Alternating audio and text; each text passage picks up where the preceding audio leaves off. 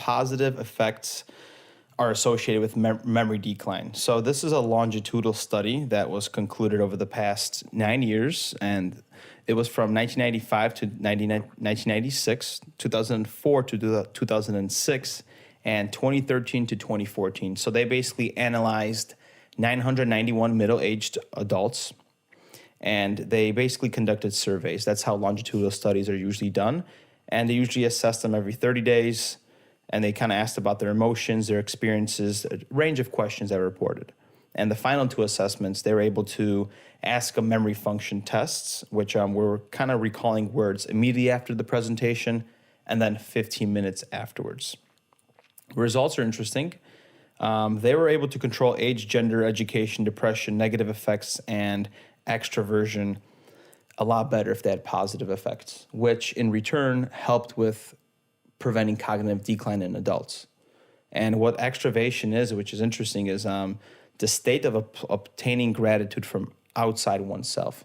And that's like where like Maslow's hierarchy kind of comes into that. Like once you have these basic needs as a functioning human, you're able to look past yourself and you're able to be a positive impact in society, whether that's, you know, your job, whether that's a hobby that you do. Like we podcast, right? We have gratification from podcasting and having people listen to this information.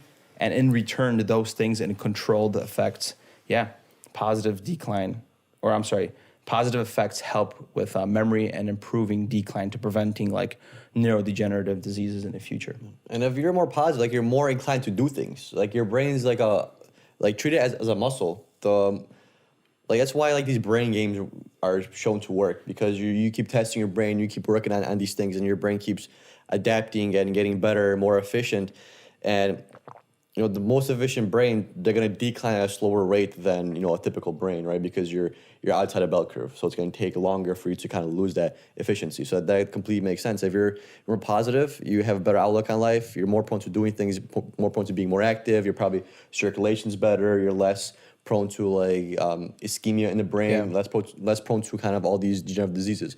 Of course, is also that genetic impact that comes with everything, and there's some people just draw a bad card out of the deck, and that happens. But for the most part, if you're positive, like I completely agree with that, because think of all those depressed people with depression that are kind of sad and angry all the time, they don't really control their emotions.